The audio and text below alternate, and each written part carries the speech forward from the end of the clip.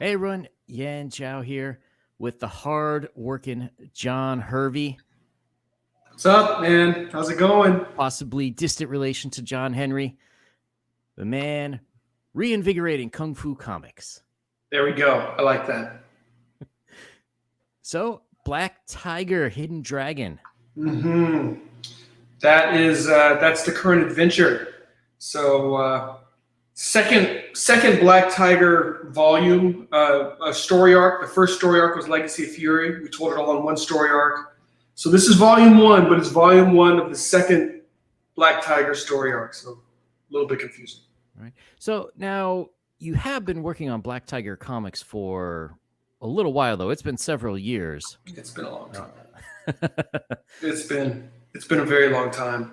So Rod and I, we first started working on Black Tiger in the early 2000s. We published the Legacy of Fury. We published the first four issues, kind of the old conventional way through Diamond. Man, just really not a path there, for folks that are independent. I mean, the way Diamond works is you have the Diamond Previews, which is kind of the Bible magazine that will come out on a weekly basis. And that's kind of what our monthly basis, and that's what the retailers would use to determine what they were ordering for the month. So kind of your connectivity to the retailers was through the Diamond Previews. And then also a lot of times people that went to shops would look at previews as well. But it was very challenging. We actually moved, I think, a decent number of books through Diamond, but never knew what shops the books were selling in. Right.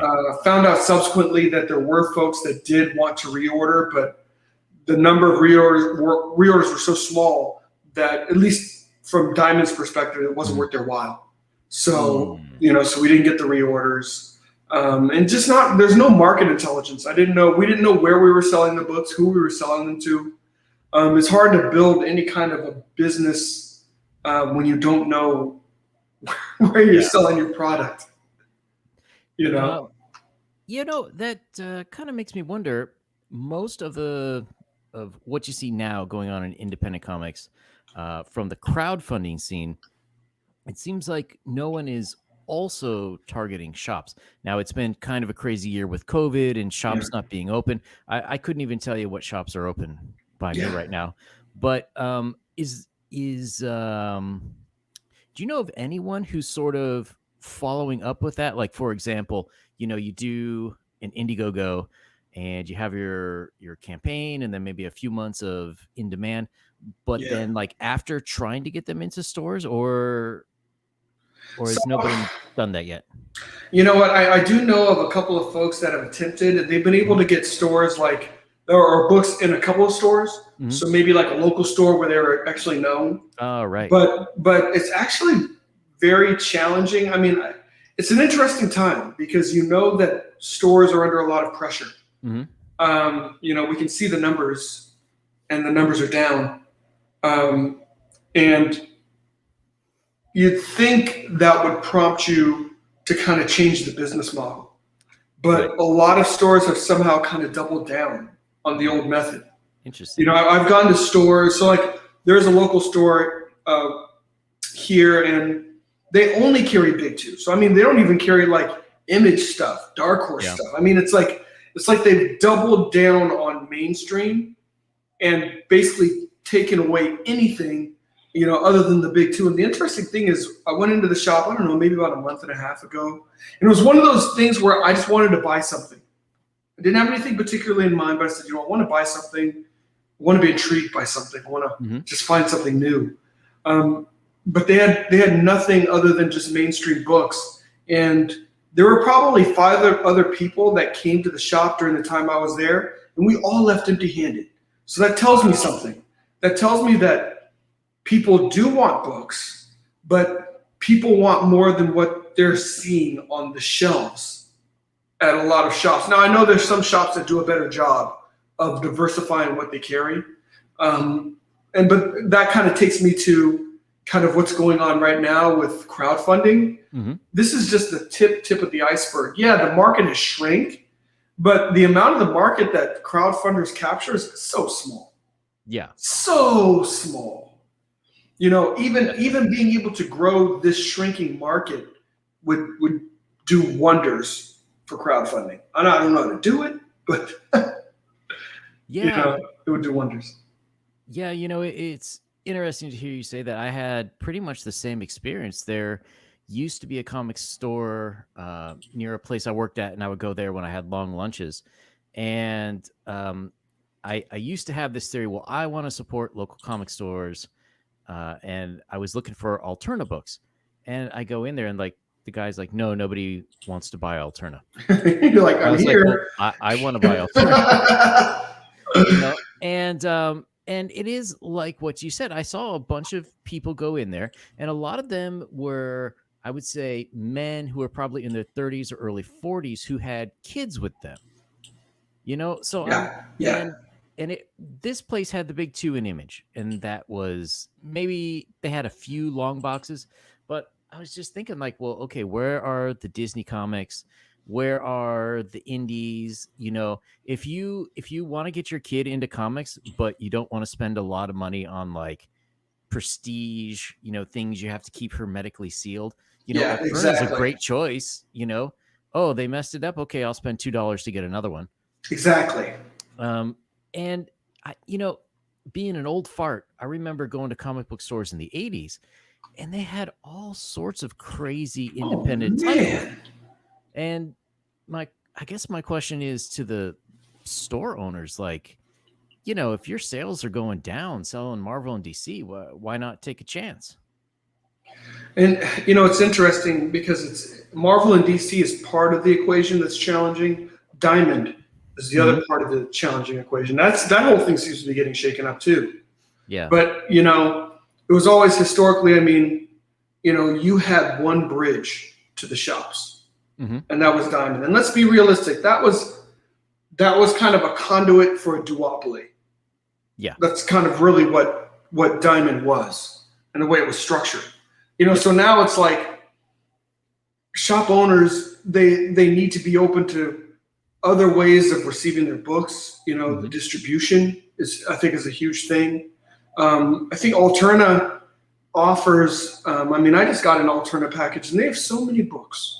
Yeah. And they have books across age ranges, and like you said, it's the newspaper quality stuff. So it's like, even for my kids, I let them dig into the box. Worst case scenario, I'll get that book again. Yep. It's like you said, it's not like something I just paid $25 for. I'm sure that would make Peter Simeti happy as well. Yeah. But yeah, it's interesting to me in that in general, the layouts of the shops haven't changed either. No. So, nothing's easy to find. Like, were I to own a shop, I would have a section that like kids, 5 to 7, like these are the best books for them. And then probably like 7 to 10. And then you graduate into more, probably more closer to mainstream, where a lot of people are into superhero stuff. But then, I would probably do it by genre as well. Like, oh, you're not into superhero? Cool. Here's like this weird Japanese dating thing, or, here's one that's based on like mythology, or, something more like that. You have, like you said, you have to be open. Yeah. And you have to make it so that it's welcoming. Comic shops are very much, exclusionary. It's like, if you know. And if you don't know, you're just like, what in the world is this? And how do I find anything? Even as somebody that likes and enjoys comics, when I went to go talk to the dude, I was just like, hey, I'm looking for something. I gave him some genres. And it was just like one of those things where I'm like, you can't have a shop and have nothing but, not even the fact that it's nothing but capes, but the fact, that it was nothing but DC and Marvel. Yep. I'm like, comic shops are going in the wrong direction. You're right. Comic shops used to be much more diversified in the types of books that they carry. That's problematic. Yeah, I agree. And I don't know. To me, I think comic books themselves probably have to diversify into other areas as well. Like, you probably need a manga shelf. You probably need maybe even gaming stuff. Like if Yeah, you had people coming in to use your gaming tables, and you had they got to walk through the shelves of comics to get back there. I mean, it gives them time to stop and take a look.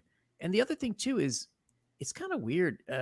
Comic book guy, I think I met whoever that character was based on, but hmm, there are a lot of comic book guys at shops. Like you really need somebody who's like a good curator, right? yes, So someone can come in and say, "Hey, I kind of like westerns, but I want them to be robot outer space westerns." yeah. You got Someone to should be be like a like, librarian. "Yeah, yeah." Someone should be like, "I know that book." Yeah, you can't. The feeling can't be like I'm an outsider, and Mhm. you're kind of like, you don't want the guy behind the counter who's kind of like, you know, you're just not in the know. Yeah, yeah, You're not one of us. That's the last thing you want. You want somebody like you said, who is like a curator, who's like a librarian, who says like, hey, you know, let me guide you towards some things, that you may like based on your preferences or your kids yep. or you name it, your lady, whatever. There's some things that she may, because the stuff, it's not that stuff hasn't been created. Hmm. It's just people don't know Yes. where to And find it. and I think it's one of those things too that it's hard to they make it extra hard for people to jump back into. Yeah. Like I probably stopped collecting comics probably around 2000, and then I didn't pick it up until 2015. So, Mhm. if I go back and I'm like, well, none of these characters look familiar now, and I don't understand these storylines. Somebody in that shop needs to be like, oh, okay, well, if you used to like this book, why don't you check out this one? Or that Right, artist is right. on this title. Or, No, you I know, agree. I agree. sadly, we don't see that too much. Mhm. Mhm. And that's I think that's a big part of the challenge that the comic book industry is facing. We Hmm. have two different movements going on. We have kind of this whole independent movement, Hmm. and then we have shops that are trying to survive, and both need help, Yeah. but neither's helping each other. So it's Yeah. kind of like, Yeah, that's kind of one of the weirder things to me. I know that there are certain political aspects to some of these stores, but it seems like the other ones who are more like I like keeping food on my plate would maybe reach out to some of these independent creators, and it seems like there could be a system like you get a discount on a second printing. Like maybe you would sell a different cover or something through stores. So there's yeah, still an advantage to the people who back the original Indiegogo. Um, exactly. but when you're selling to stores, you've already made the money on the book, right? So pretty much everything past that is gravy. Right, right. You And I know? think I agree with you. I mean, it's like to think that they're mutually exclusive and you can't do both is silly, you Yeah. know. And that's kind of the challenge that we have because there's so much, in terms of there is cross section, but there's definitely so much being left on the table, and there's a market out there Hmm. that doesn't even realize that there's other content out there. Oh, So absolutely. it's like you said, it's very interesting, and it's like it doesn't feel like, I mean, for an industry that is kind of shrinking and in some ways floundering, this is not adapting.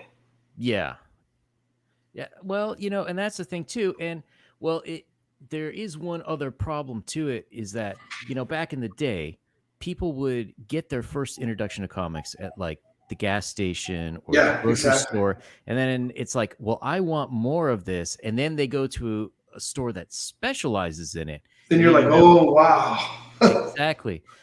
So part of the issue, in my opinion, is that there's not um, people don't encounter comics in the same way that they used to. So, like, why would you go? Like, I never do anything with knitting. Why would I go into a knitting store? You know what I mean? People who Right. don't have experience with comics, why would they go into a comic book store? But in terms of spreading the word, getting the message out, you are killing it right now on the comic ship.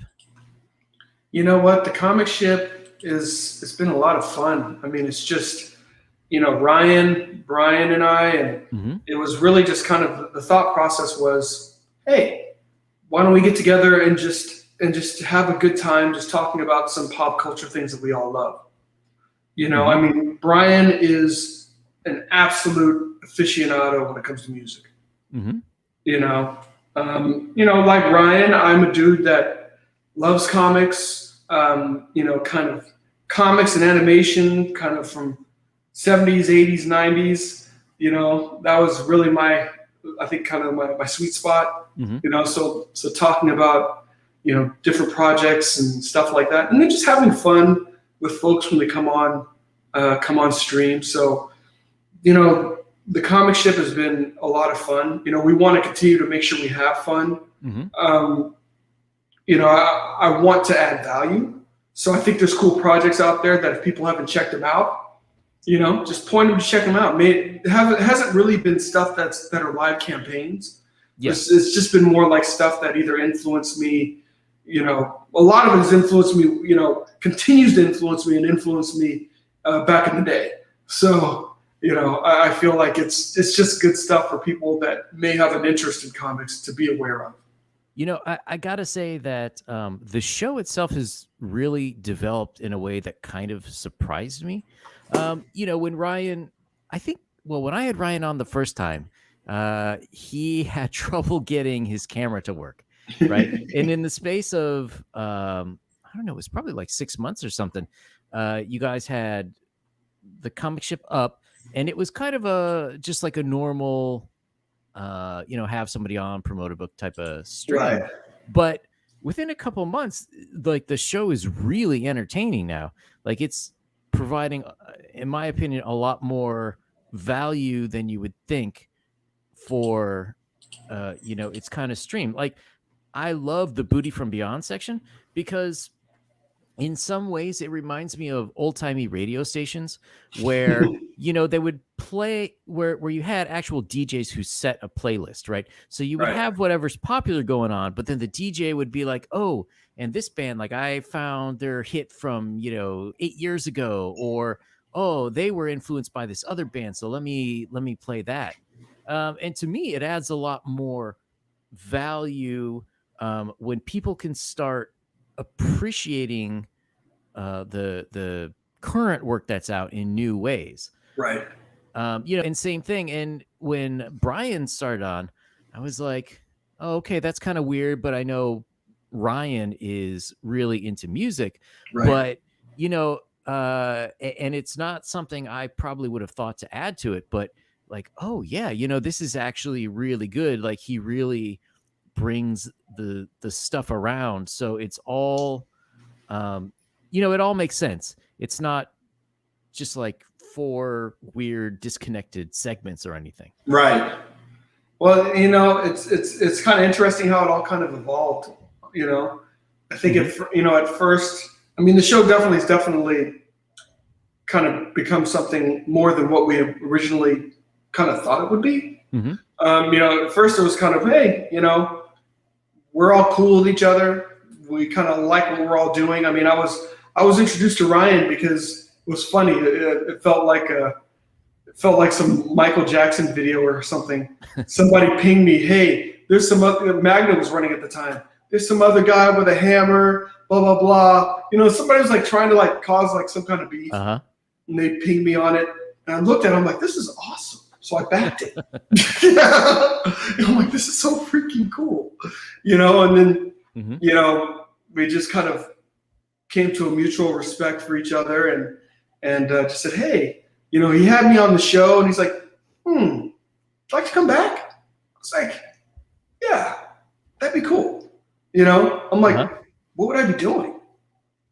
It's like, I'm, kind of playing the color man, no pun intended, and all that other kind of stuff. But, I was like, is there anything else to this? And then just kind of evolved. And then, Brian, and just kind of his breadth of knowledge and also kind of his Because I mean, the dude has his hands in so much. It's music, but he also, he sells, baseball, football, hockey, all the cards. Uh-huh. He sells comic books. So he's just a breadth of knowledge, So then the show just kind of started evolving, and we're like, I think the challenge now is just, keeping the show within an hour, which we don't do a very good job of. But there's other things we'd like to add. I mean, we Sure. I know we've spoken with you, and it's like, hey, man, you have a whole breadth of knowledge about stuff that we would love to inject. It's just, how do we do it? So I mean, we're just trying to figure out, okay, how do we keep the show? Because we kind of feel like, when shows start running an hour and a half, 2 hours, it kind of loses people's attention, and it gets a little bit drawn out. So trying to keep the shows within a particular window, but still have a lot of fun and do a lot of other stuff. So, no, I agree. But I don't know, especially in the last month and a half or so, it really seems a lot more like there's more going into it. I don't know who's doing all the video editing stuff. But like there's different segments, and you guys are like experimenting with video styles and different game show type aspects that we interject. And it's really coming together well. I mean this with all due respect, it's starting to look like a basic cable like access show from the 90s. If you remember, anyone who's not old enough, cable was pretty much the only game in town. If you didn't have broadcast channels around, and by government regulation, they had to have a studio in the local area that would promote local shows. And so you would see the craziest things. People would rent it out. I can't remember what it was. I used to work next door to one. I think it was like $50 or something like that. And there were shows that were absolutely insane, but they were great to watch, especially if it was like Friday at midnight or something. Yeah. And that the feeling of the comic strip really reminds me of that. So anyone who's not watching that, Mondays at 3 p.m. Pacific. That's right. Okay. That's right. And 6 p.m. Eastern. Definitely check that out. Yeah. And, I think the show will continue to develop. We have relatively frequent meetings just on what we want to bring. We just want to have fun. It's a Monday, and Monday is usually the suckiest day for people. That's we true. Want to have a show that people can just tune into and just say, like, get a couple of chuckles, maybe say, hey, man, that's some information I didn't know, or just kind of, sometimes it's kind of cool when people are just like, yeah, somebody else kind of is geeked out and has kind of done their research on that as much as I have. So just making it a fun Monday show, because Mondays are tough for people in general. So that's kind of the concept there. And so you guys always have a new campaign, generally it's comic campaigns, going on for an interview sort of in the back half of the show. Yeah. But let's talk about Black Tiger a little bit. Cool.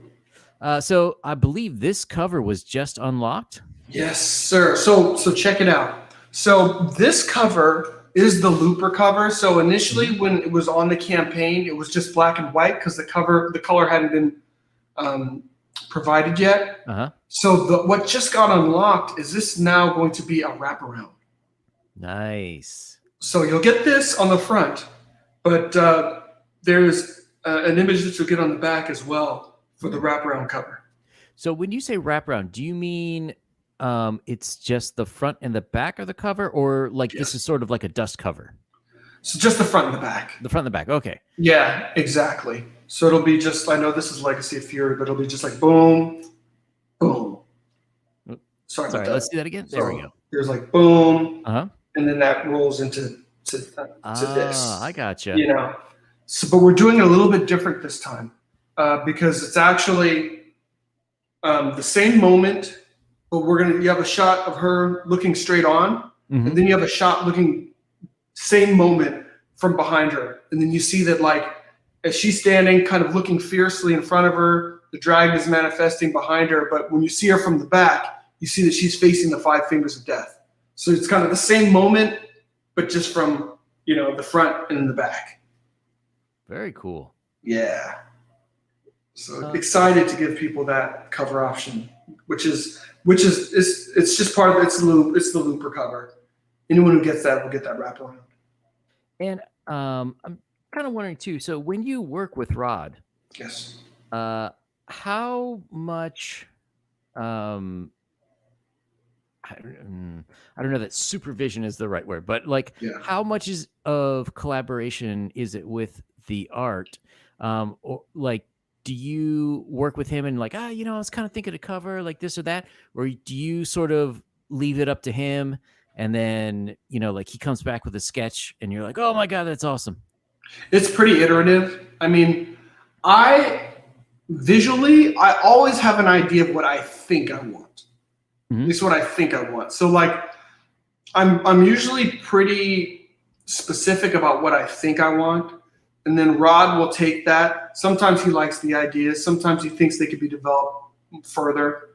And so like kind of the idea of the kind of front back was something that I was playing around with. And hey, Corventus, and this is something I was playing around with, and he liked that idea. But he rightfully so he injects and kind of says, you know what, I'm not too big of a fan of this thing that you're trying to do, or hey, let's look at it this way. Or sometimes what he'll do is hey, like with this cover, I was like, hey, these are my ideas, and then he's like, he mocked up something a little bit different. He's like, hey, what do you think about this? I'm like, oh, that's cool. So the thing that I really appreciate working with Rod is Rod wants the best. He wants to make every page a flipping masterpiece. So, I'm very specific, kind of like when I write about the things that I would like to see, but it's not because it's canon. It's just because I want him to know what I'm thinking. Right. Then he'll get into the flow of what I'm thinking. And he'll be like, oh, I can see a better way of getting this done. I see what you're thinking, and that's cool, but wouldn't this be cooler? And I feel like we get the best out of each other. So it's a little bit of an iterative process between he and I.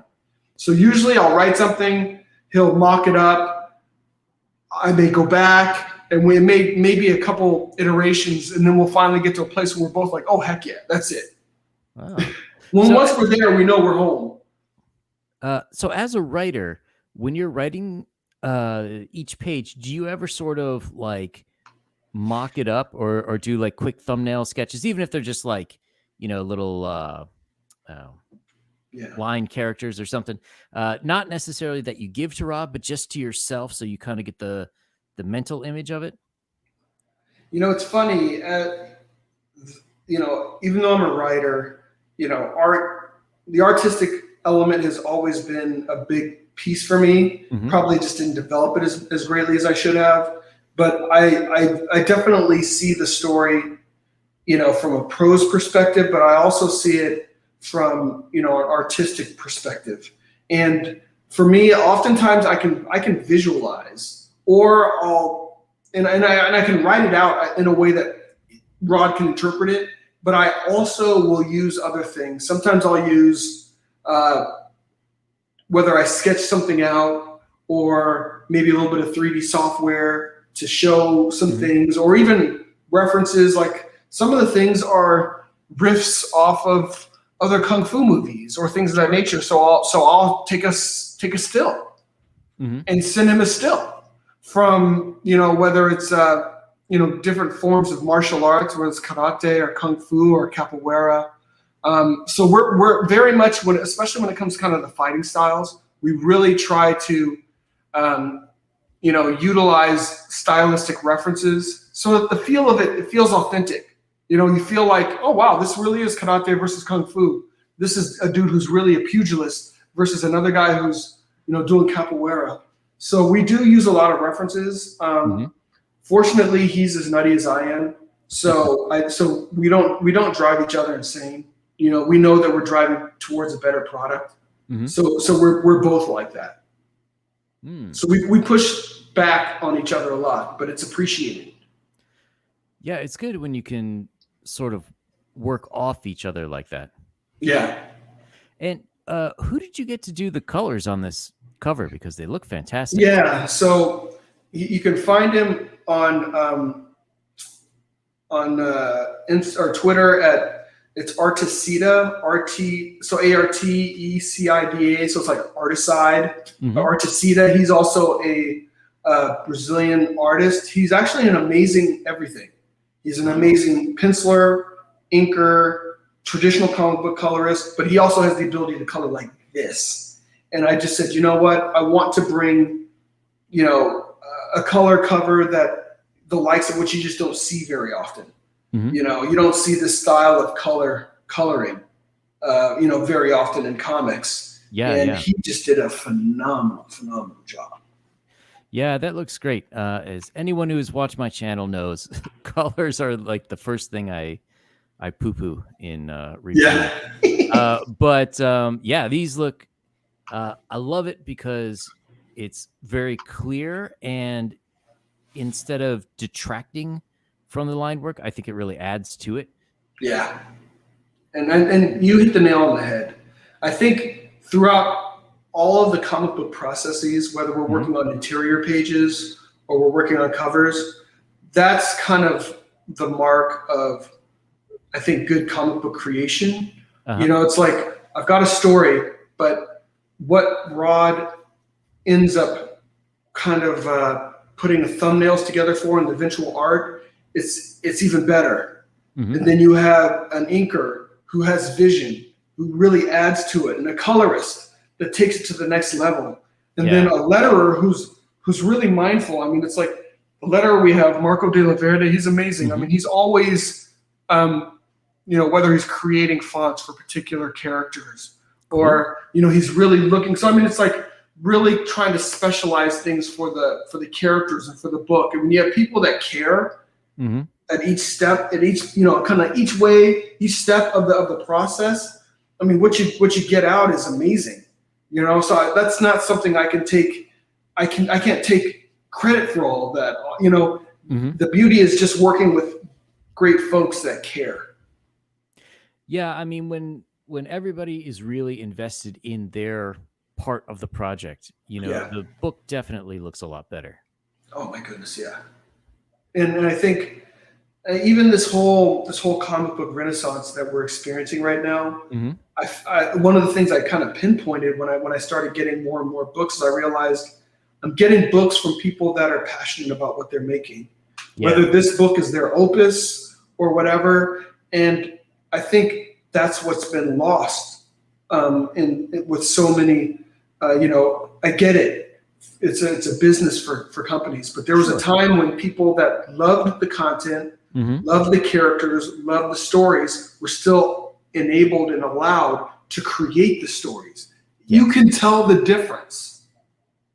You can tell the difference between somebody that actually loves the property, loves what they're creating. And, I'm not saying people should get a paycheck. I get a paycheck, not doing this, but I get a paycheck. There's nothing wrong with that. The thing with comics is like, you can feel it when the love isn't there. And it makes me say, like, you don't get my dollars for that. You don't, I'm going to vote with my dollars. You don't get my dollars for that. Yeah. I mean, I can certainly understand to an extent people need to take certain jobs in the industry in order to get their name out there a little bit, get their foot in the door. But at the end of the day, if it's a miserable process for you, it's going to show up on that page. Yeah. So, I mean, it's hard work getting your name out there and everything for indies, but when you look at the qualities of the books, you're right. They do stack up much better. Even if you don't have that super famous IP that's been in, 10 movies or whatever, just the fun of the book itself is much better. Yeah. Yeah. And I think that's what we're experiencing right now. And the thing that's going to be interesting, who knows, over the course of the next year or two, is how is this going to evolve in terms of the market? Are more people going to find these independent books? What's going to be their bridge to finding these books. Mhm. Is there going to be participation by comic book shops? If not, are there going to be comic book shops? I You know, have a feeling that there are going to be shops who, especially in some of the larger cities, who are going to be like, I really don't want to go out of business. I don't have anything else to do, so I better change my ways. And there'll right. be some people who are a little more innovative, and I think you will start to see that from them. And then I think you'll see like really weird shops out in the middle of like nowhere, like Mm, especially in the Midwest, where a shop owner has like sort of always been on this idea, and yeah. you're in some town that almost looks like time forgot, but because of that, because they don't have the other pressures that you would have in larger cities, Mm, um, they'll be able to keep on. that's true. But speaking of love of the love of the game, something I've always meant to ask you, but I never did. So Black Tiger, Kung Fu related clearly. So Yeah. what movies influenced you to say like, yes, I need to make a kung fu comic? You know, there's so many good movies, and they weren't all just kung fu movies. Hmm. I mean, there were karate movies. Oh, sure. Like there's the Sonny Chiba movies, and Yeah. along with all you had kind of like the main Sonny Chiba movies, but then they also had like these like kind of like female dragon movies, Hmm. which were kind of cool too. Likewise you know with kung fu movies, probably my the man, I can remember watching Master of the Flying Guillotine for the first time. Uh-huh. Uh-huh. I can remember, watching. You started off with Bruce Lee. I mean, it was Sure. like, kind of that whole thing with Enter the Dragon and all that. It opened up a world, but it was a world that was so diverse already. There were so many different, martial arts movies out there. So I mean, watching those and then moving towards the '90s, love Jet Li. Love Jet Li. I loved Hmm. a lot of the movies he did. I loved the Once Upon a Time in China series. Oh yeah. You know, I love. I thoroughly enjoy. I mean, even like more to date, I Hmm. enjoy the Ip Man series. Oh yeah. And I even enjoy like kind of some of the offshoot martial arts stuff they did, like Bruce Lee. I mean, martial arts movies to me, I loved them because they were my on-screen superheroes. Hmm. Because back in the day, there were no superheroes that were on screen. Yep. But Yep. martial artists, dude, these dudes could jump 50 feet. They'll run across people's heads. They'll do all kinds of supernatural things. And this was just that's what was expected. That's how these guys rolled. I mean, like Yeah. you knew that whether it was the Sifu or whoever in that village, you knew he was a bad man. Yep. He was basically your avenger for that town, for that city. And I loved the concept. So the martial artists were always like superheroes to me. Hmm. Had the opportunity to practice some martial arts as I grew up and get involved with some kung fu with my family as well. Oh, And very it's cool. it's a great discipline, but it's Hmm. still just fun, man. I mean, it's like Yeah. you know the whole thing with martial arts is it's just cool. Somebody was asking me even about the story. They're like, "Oh man, you got this Asian character and these Asian characters are doing kung fu. Don't you think that's kind of stereotypical?" I'm like, dude, I do that because it's freaking cool and it's what I want to see. Yes. Martial arts are freaking awesome. Well, not only that, but if you actually ask Asians from Asia, like if you go ask Chinese from mainland China or Taiwan, or you go to Japan and you ask the Japanese, and you show them a comic you made that has like Chinese or Japanese or whatever, they'll be like, "Heck yeah, that's awesome!" It's Like awesome. I've never heard anyone from over there complain when foreigners want to put Asian people in kung fu stuff. Yeah, the With shaming's all on this side of the yeah, pond. yeah, with the exception of if the actor or actress is too fat. That's the only time I've heard complaints. You know, you can say that, but I'll tell you one of my favorite martial artists, Mhm. Sammo Hung. Fat Yes. Sammo. I love Sammo Hung's martial arts, man. I mean, it's like that's one fat dude that can move. He is unbelievable. For anyone who hasn't seen, like, especially the late 80s to early to mid 90s Oh man. movies, it was Jackie Chan, Sammo Hung, and I always forget the third guy's name because he dropped out. But stuff like Wheels on Meals and, all that good stuff. Twinkle, Yeah. Twinkle, Little Stars. It's like, oh my God, how can a fat guy jump that high? Yeah. And be that limber and do Yeah. all the stuff that he does. It's amazing. I love it. Yeah, he was great. Oh man, it really makes me think back. I wish Hong Kong movies could be like that again, but I know, man. I know. it was just such a there's something, the energy of Hong Kong back in the 70s, 80s, and through the let's say the mid 90s. Mid '90s, yeah. It was so different. I think because expectations were so low, like Yeah. no one expected anything good, even over in Asia. Like nobody really expected good things to come out of it. They just, Yeah. some sloppy entertainment, for an afternoon, something to get you out of the heat into an air conditioned theater.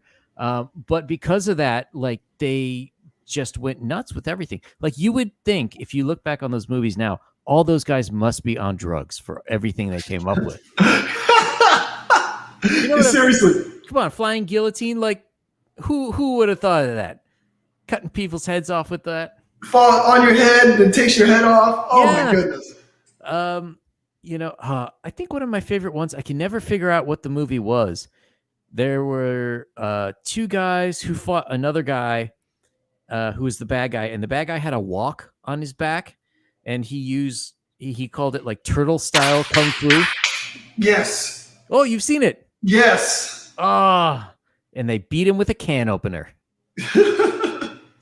Like that stuff is just the best. And Yeah. sort of that feeling in some ways reminds me of certain underground movements, like with the indie comic stuff. Just people like, I'll just make this and see if this works. But I think it's when you have that creative freedom, Yeah.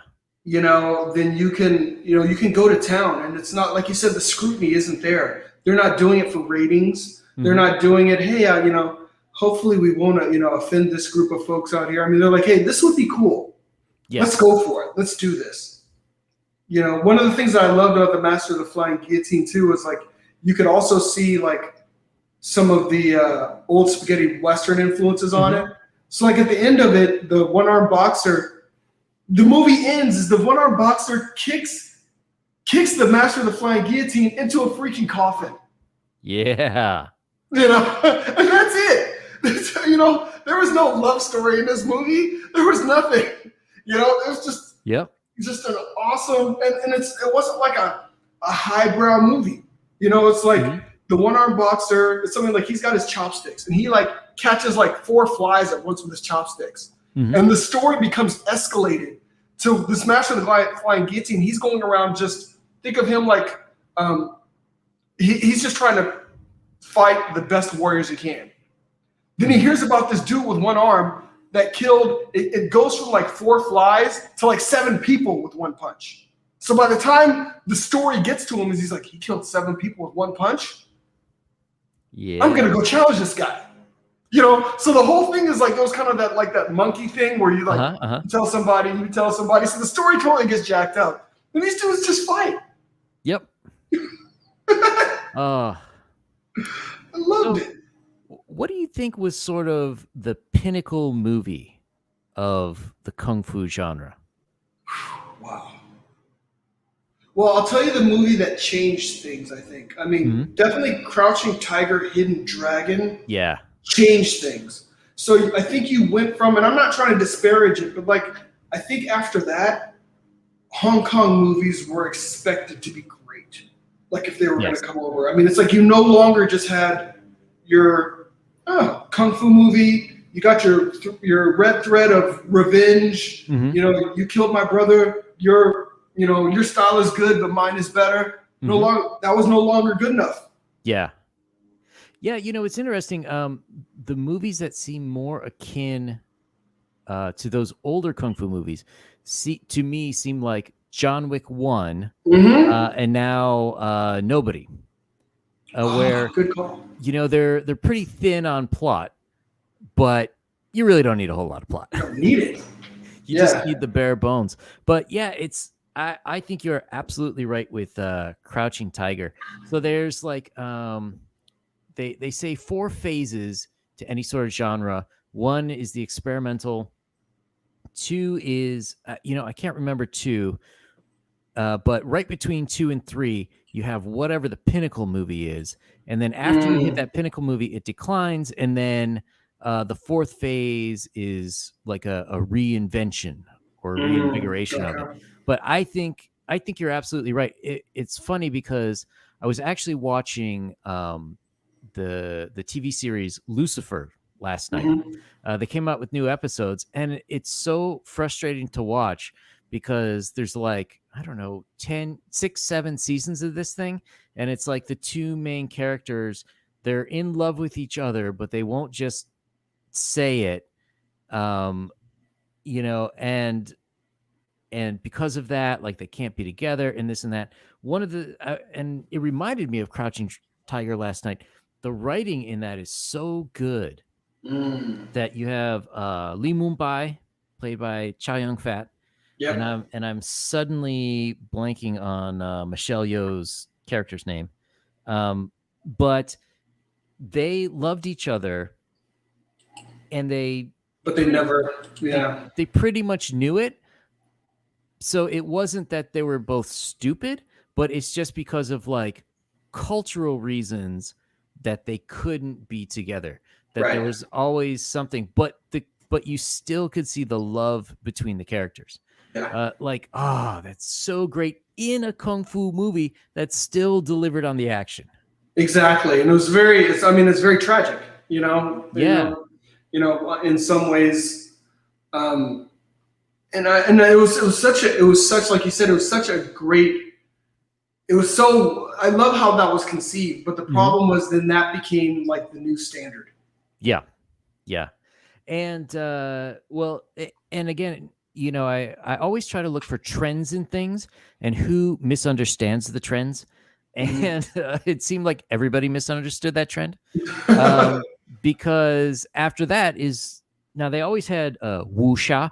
Wuxia, for anyone who doesn't know, is the style of kung fu movies where people are like flying around on wires and stuff. Yeah. And so they clearly had it way before then, but that's what made it sort of more popular or more palatable, especially on the international level, Right. where it's like, oh, well, we want to sell this movie outside of China, therefore we have to have people on wires now. And in some ways, it was kind of a disappointment, but it does sort of make me think of that. So, speaking of trends, what books, what indie comic books do you see sort of picking up the good trends? And what are you looking forward to that's coming out? Man, I've got so many books in the hopper right now. I mean, and I've been getting a number of books. Some of these I've received I haven't even read yet. Yeah, me too.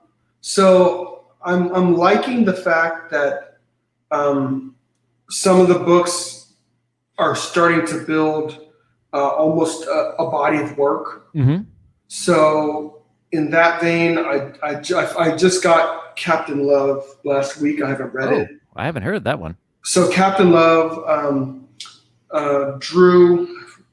Drew's last name escaped me, but it's cool because it's kind of like a little bit of a space odyssey with kind of like a space trucker. Mm-hmm. But he has a body of work now. So like I literally picked up 3 books in this one campaign. It was like a catch me up. So I like the fact that there are some properties that are starting to build Mm-hmm. a body of work and they're retaining their audience. That's kind of telling me that like they're doing something that folks like, and they're probably growing and kind of building out their worlds. So I mean, there's that book I'm looking forward to reading. I picked up, man, I just got a whole alternate bundle. Mm-hmm. And I'm not joking you, there must have been 40 comics in there. So, I mean, everything from Tinseltown, Gods and Gears, Mighty Mascot. I mean, I got so much stuff. So I have a whole bunch of stuff to read. Awesome. Yeah, that I want to get caught up on. Um, I like the universe that Sim is building Mm-hmm. with kind of his Matverse. He has a lot to it.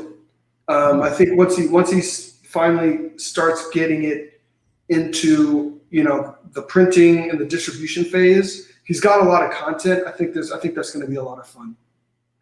Yeah, definitely.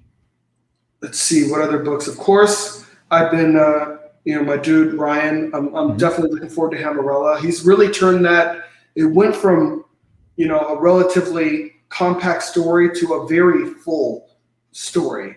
So he's telling a very sizable story arc for Hammerella. And the cool thing is it's part of the Gods and Gears world. Mm-hmm. So he has a body of work and Hammerella is a part of it. So I think that's cool too. Honestly, I think that's what we're going to start seeing. I mean, it's like, this has been a thing for a few years now. Mm-hmm. And properties are starting to get a little bit more legs under them. And the thing is also, when the properties survive and they continue to grow, you really see the creative teams really kind of get their legs under them. Yeah. You really see the creative teams really hit their stride and really start to, they've lived with these characters. They know these characters, and personally, I like watching that evolution. So I like watching, kind of going in the early parts of the book and then kind of seeing like, man, this is really developed. This is really cool. Mm-hmm. So I feel like that's kind of partially a stage that we're in right now with this whole comic book renaissance, of indie books, and then we'll kind of see what properties kind of stick, what properties kind of grow.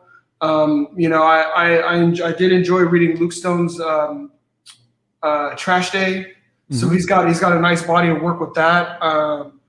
Brian Christgau's Six Gun Gorilla. Oh, yeah. He's got a nice body of work with that, and I'm really looking forward to that next story. So man, there's a lot. There's a lot of good stuff out here, man. Yeah, 2021 could end up being a great year. Yeah, but you know what? With that said, we still don't know what this whole thing is going to look like by the end of the year. I mean, I don't think it's going to be drastically. I don't think we're all going to, but I'm just, we're all kind of a little bit flying by the seat of our pants. And, things continue to shift and things continue to move. I mean, we've definitely seen a huge uptick in the amount of content that's out there. And I think we're seeing an uptick in people that are now aware of and are backing. People either had misgivings about, backing these books or, surprisingly still a lot of folks really aren't aware. That's amazing to me, but I realize that I'm not really helping. It's hard to for those folks that, strictly their minds are on going to a shop. And, it's interesting. Like there's just a good number of folks out there that I think would want to get in on this that just aren't aware of it. Yeah, I think so. I got a feeling in the next probably 2 to 3 years, somebody's really going to break that down and figure out how to get a lot of these indie books into more physical locations where people can see them. I could see Pete being that guy. Yeah, I definitely could. Maybe somebody else. Yeah, it would be interesting because I know he's got the new, or I don't know if he's finished with it yet. He's got the alternative distribution, but it makes me wonder if he's, if he could be an alternate to Diamond or maybe something even better. Yes. In terms of, he's not necessarily a distributor in the way that Diamond was, but he's a lot closer to a bridge, someone who, is going to give the creative team more data so they know, what's working, what's not working. You just hit the nail on the head. Mhm. It doesn't work if creative teams don't know where their books are being sold. Exactly. And it doesn't work if creative teams can't reprint small runs. Yeah. Well, and in addition to that, but we were talking about curators before, it would be a really powerful thing for whatever company was advertising to shops, to be able to say, like, okay, give me the genres that sell well in your stores. Oh, these have, instead of having a giant, phone book size preview guide that, Yeah. maybe they'll see your thing or not, we could get more of exactly what they're interested in right in front of them. Yes, I like that idea. But who knows? We'll see if he's the one. Hopefully he's the one. Or if some other people sort of pick up that torch. Yeah. Makes sense, man. Makes sense. But the industry's changing one way or the other, folks. Definitely. It's changing. It's growing. So Black Tiger, Hidden Dragon, Volume 1. Out of curiosity, yes, do you have a plan for how many volumes there will be? So I've been writing Black Tiger for years. So I have so much content to draw on. I mean, and I'm not just talking about ideas. I have so much stuff that I've written and it needs to be rewritten, needs to be tweaked. But I have so many story arcs. I mean, I could do, with the stuff that I have written right now, I could probably do another 5 or 6 of these full story arcs. Like, we're talking 172-page story arcs. I could do another 5 or 6 of those. So there's no shortage of content. It's really kind of, now it's coming down to, can Black Tiger kind of build the base to make it so that it makes sense to continue to produce it? Right. So I do have a vision. I do have a plan. I do have a vision for this particular Black Tiger, and also incorporating Black Tigers from the past. Because the great thing about this Black Tiger is, unlike prior Black Tigers, she isn't trained. So she's learning things as we, the readers, are learning things. So it gives the opportunity for, leveraging the power to see prior Black Tigers and, kind of give reveals that way. So there's a plethora of content. And I do hope that I have the opportunity to tell a lot of these stories. But I guess that's yet to be seen. Yeah, well, I think it's a good entry point. Like you're saying, new superhero, someone who's new at the super kung fu-er? Yeah. Whatever you want to call it. So she's new at the game, so it's an easy entry point for new viewers. Yes. So the campaign itself, 13 days left. It's already fully funded, so if anybody backs it now, they will definitely be getting their stuff. That's right. And the production is complete, so you will be getting your stuff. Everything is done? Wow. The only thing that isn't done is the second part of the wraparound cover, because we just hit that goal, that stretch goal. But everything else is completed. Very cool. And so you've got several different variants. And so who are your other covers by? So this cover is by Eduardo Vieira. It's funny, the way I started working with him is I first was working with his sister. Oh. His sister did 2 of the 3 Magna covers. And then she got busy actually doing some work for DC. Oh, so cool. She's like, I'll point you towards my brother. And I'm like, okay, here we go. I'm going to go from working with you to you're going to point me to your brother. But he was amazing. He did the for Magna.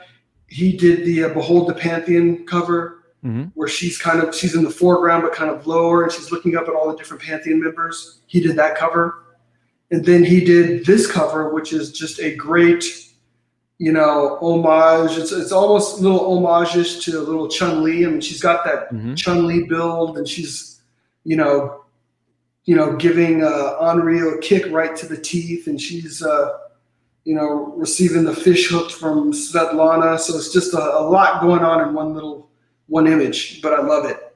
He's another Brazilian guy, right? He is actually from Spain. Oh, okay, interesting. Yeah, yeah. They are actually from Spain.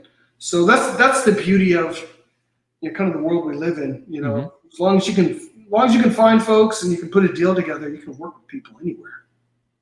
And you have one more here. I see on the Yeah, the other one is all the way down it's at the bottom of this section. You have to go through a few of the sequential pages. There it is. nice looking page. There we go. So this one is by Valerio Giangiordano, and he's actually, I think he's doing some cover work now for, I want to say it was the Savage Avengers. Oh, He's doing some cover work now though for, and this is the thing that we have to remember. At the end of the day, the pros, mhm. this is how they make their living. This is how. So I mean, granted, he worked on this before he worked on the Savage Avengers, but these folks want to work. Yes. So I mean, there's no one who's really outside of any of our purview. It just comes down to page rate. Like Right. many of them are just way outside my budget.